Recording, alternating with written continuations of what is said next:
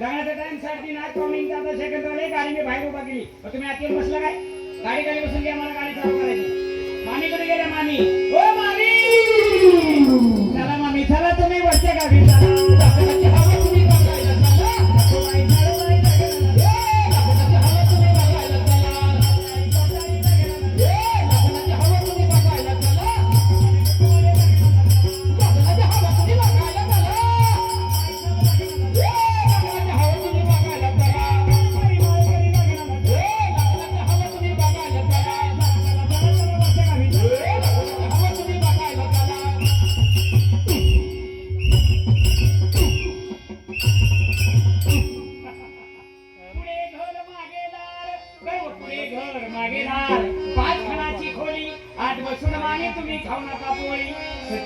हे भारूड म्हणजे काय दादा कोडकेचा अमिताभ बच्चनचं हेमा मालिनीचं नाही आणि माझ्या बापाचं तर मुळीच नाही. नाहीतर माझ्याला काही हिरोला वाटताना पोरगं मगाची साडी नेसून मला काय चिकन आम्हाला अवसर का इतक्या लांब नाही तुमच्या बरोबर दिसून नाचायची.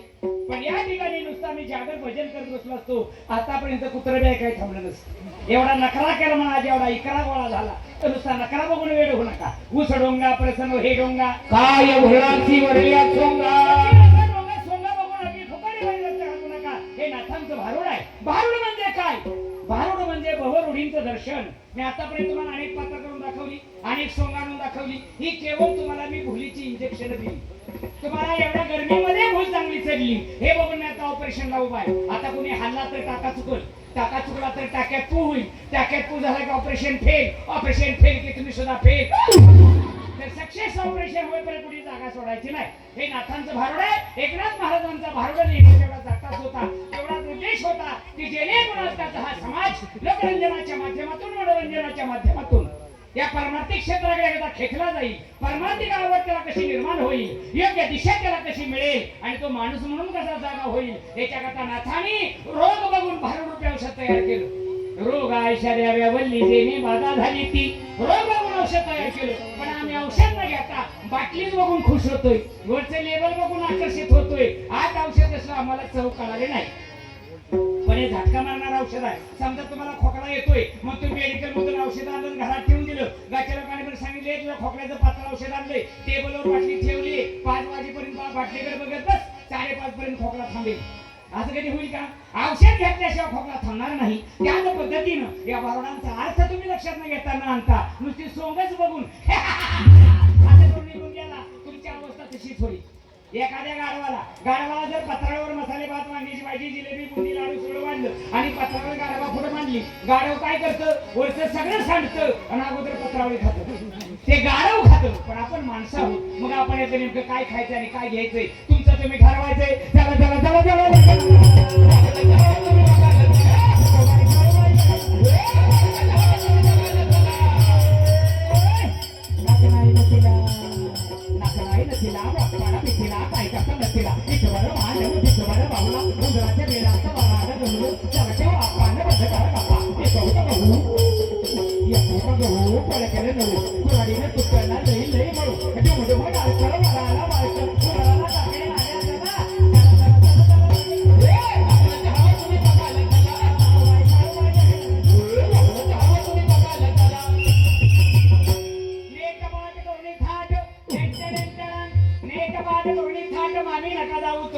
वरच्या गावी जाता मग मी डोंगर घेते मारा. त्यामुळे जाऊ ठरला त्याला देवाचा हाल करत दिसतोय, काय पण बोलतोय. पण लक्षात ठेवा ताई आई नो आपुले यामुळे नाही मी बोलत सखा प्रभावंत वाचा त्याची नान बाबाने जे गाठात लिहिलं त्याच्या तोंडाने बडबडतोय. माझ्या बापाच्या गात्यातलं, पोत्यातलं, ठिक्यातलं, बाचक्यातलं काय नाही. नाथ महाराज सांगतात सज्जन हो, परमेश्वराने तुम्हा मला एवढा अलौकिक प्रकाराचा देह दिलाय. जन्म मिळणार मोडे तुमच्या स्वाधीन केले. या मॉडेलचं काहीतरी सार्थक करा. हे न मिळणारं मॉडेल आहे, शेवटचं प्रोडक्शन आहे. बोर्डाची परीक्षा व्यवस्थित पेपर दे, नापास झाला तर तुला त्या वर्गात राहावं लागेल. हे नव्हे ही तुझी फायनल टीम आहे. वन डे नीट खेळ, पण कधी सामने भरतील सांगता येत नाही. शेवटची पाळी एक मनुष्य जन्म फेरा पडे 84 लक्ष योजनेमध्ये अनेक कोटी सामने फिरून हा मानव देह हा फायनल टीमचा सामना आहे. आणि या सामन्यामध्ये भगवंतानी तुला माणूस म्हणून जन्माला घातलाय, माणूस म्हणून जन्माला घातलाय. पण हे माणसाने जन्माला येऊन, माणसाच्या जन्माला येऊन जर तू माणसासारखा वागत नाही तुला कुत्र्यासारखं मारावं लागेल. कुत्र्यासारखं मारावं लागेल. जागा हो मी माणूस आहे याची जाणीव करून घे आणि माणसासारखा चांगल्या वागण्याचा प्रयत्न कर.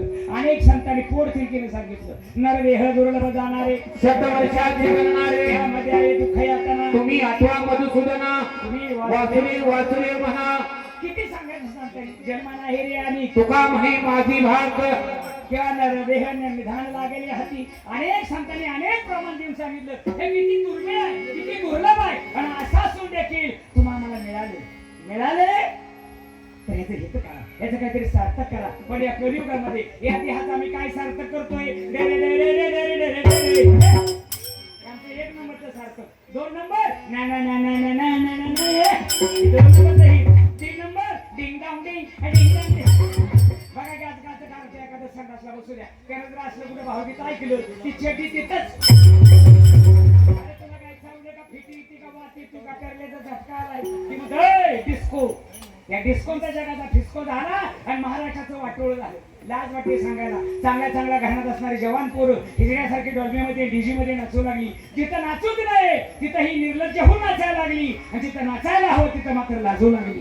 नाच कीर्तनाचे रंगी ज्ञान दीप लावू जगी. महिन्यामध्ये कीर्तनामध्ये आजकालचा तरुण वर्ग आळंदी पंढरपूर सोडून तर कुठं बघायला मिळत नाही. ती आज ती खोंड बसणार जायलेल्या मोठरी कुठवर रिवायंडी कोण इकडे वापरणार. सत्ता चालू झाल्यापासून हीच आहे त्या.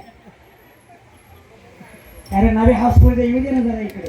पण नाही ना. आणि एखाद्या डिस्कोचं पोरग चुकून हरिपाडात दिंडी जर नाचायला लागलं लगेच उघडं पडते नेमकं कुठल्या पिशवीतला ती तिकडे इकडे नाचायला लागल्या ज्ञान बाळाचं करावं त्याच्या हापिंगवरच कळते नेमकं कुठलंही.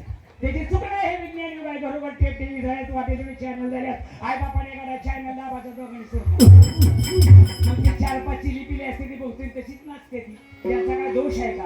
कडून राहून पेरल्यावर जायफळ लागणं शक्य आहे का. शुद्ध बीजा पोटी फळे रसाळ गोमटी. शुद्ध बीज पेरलं शुद्ध फळ खाता येतील. पण दारातला तू कडुली मध्ये झाड आणि मग तू यंदा आंबे का लागले नाही. येड्या वृक्षारोपण चुकीचं झालं. आज पाहायला गेलं घराघरातली संस्कृती बिघडत चालली आहे. गावची संस्कृती बिघडली आहे. राज्याची संस्कृती ढासळली आहे. देशाच्या संस्कृतीचं वाटोळ झाले. आज उघड्या डोळ्याने बघता पण देशामध्ये काय हालचाली चालू आहे.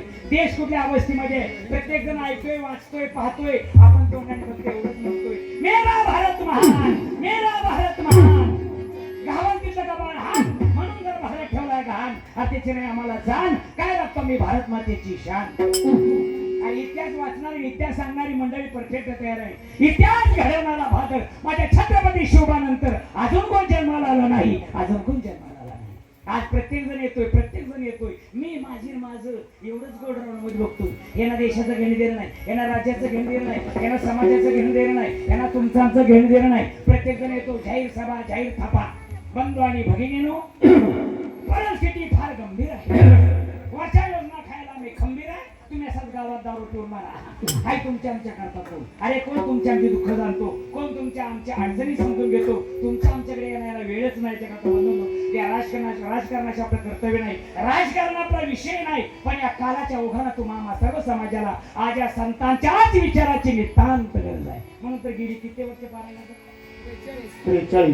43 वर्ष पारायणाचं चालू आहे. हे अखंड तुम्ही आतापर्यंत ठेवले. याची समाजाला गरज आहे खरोखरच. पण समाजातून कितपत घेतोय समाजाला माहिती. तुम्हाला माहिती आहे का. माणसाला चांगलं लक्षात राहत नाही. नको ते घाण लगे लक्षात राहते. तुम्हाला माहिती आहे का 10-15 वर्षापूर्वी एक प्रसिद्ध गाजलेली नटी पास्या मार्गावरून पडून मिली बघा. काय त्या नटीचं नाव होतं. माऊलींच्या आरतीतलं शेवटचे चरण काय लगेच सांगा. देवभारती काय तुमची चुलती का मावसाचं बाजू त्या बाईचा तुमचा काही सबंध नाही. ती बाई मरून 15 वर्ष झाली तिला तुम्ही अजून इथे ठेवली या. आणि ज्या विश्वात राहता ज्या महाराष्ट्रात राहता त्या महाराष्ट्र संतांची आरती आमची पाठ नसावी. आरती माऊली कोण आहे माहीत नसावं. किती दुर्दैव आहे समाजाचं. घाण लक्षात राहते. 15 वर्ष मिली बाईला आणि आज माऊलींची अरे सगळा समाज माऊली करतोय. माऊलींची आरती नसावी आमची पाठ नसावी. किती दुर्दैव आहे समाजात. लक्षात ठेवा. असे जाऊ द्या गेलेले दिवस जाऊ द्या. आतापर्यंत का तुमच्या आमच्या जो चुका झाल्या असतील. आतापर्यंत का तुमच्या आमच्या जो चांगलं वाईट घडले असेल त्याचा विचार आता करू नका. मागे गेले पाहू नका. पुढे जामीन आहे तुकाराम. काय केलं बघण्यापेक्षा पुढे काय करायला हवं याचा सारासार विचार करा. म्हणतात महाराज सांगतात सावधान होई सावधान सावधान होई सावधान.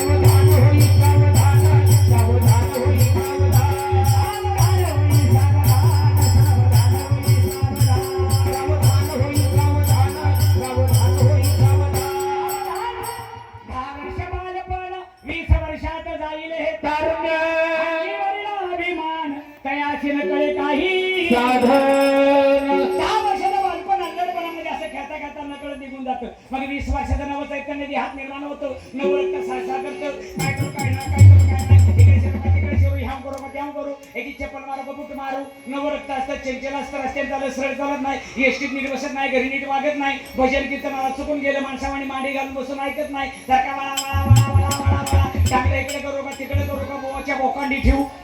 बघा कोण कोण कसं कसं बसलं तुमचं तुम्हाला माहिती. कुठे कसं बसावायला मर्यादा आहेत ना.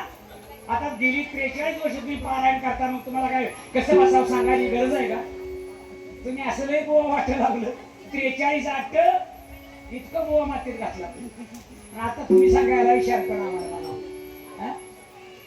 तो का म्हणे मेलो सांगता सांगता मेलो म्हणजे भावने शेवटी पाया पडले लागून या पाया विनवितो तुम्हाला पाया पडले तुकोबाराय हो. त्यांचा अधिकार तुकाराम तुकाराम नाम घेता कापेयम एवढा जेवढा अधिकार एवढा त्यांचा पुरुषार्थ ते तुकोबाराय तुमच्या आमच्या सामान्य जीवाच्या पाया पडतात रे.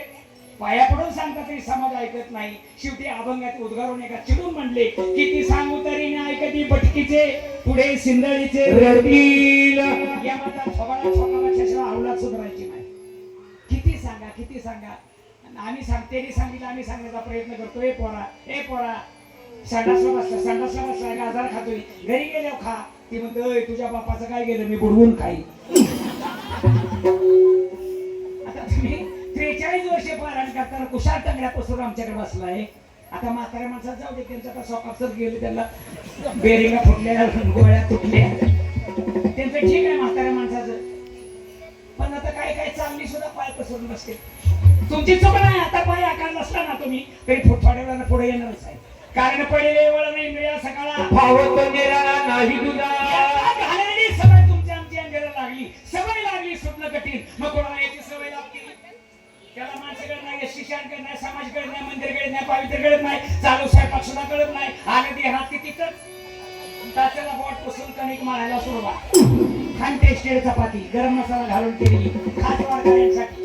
आणि आजकालच्या माझ्या तरुण पिढीला एवढी जबरदस्त सवय लागली. आम्ही ज्याला व्यसन समजतो एक तरुणांची फॅशन झाली. गुटखा काय मार्केट आहे गुटख्याला. उसाला मार्केट नाही, कांद्याला बटाट्याला टोमॅटोला मार्केट नाही, एवढं सध्या गुटख्याला मार्केट आहे. वाटेत जेवढे गुटखे निघाले आणि गुटखा खाऊन त्यांनी भांड पोरं आज गुटख्या घेऊन मारायला लागली. ज्या मायभूमीला भारत देशाला या तरुण युवा शक्तीची गरज आहे, हे तरुण हे डिस्कोन गुटख्याने मारायला लागले. काय देशाचं भवितव्य घडवणार. जो स्वतःलाच कंट्रोल करत नाही तो अनेकांचं कार्यक्षम करणार. अहो चालू मोटरसायकलीवर दाताने पुढे फोडतय आणि बाकी नात वचतय.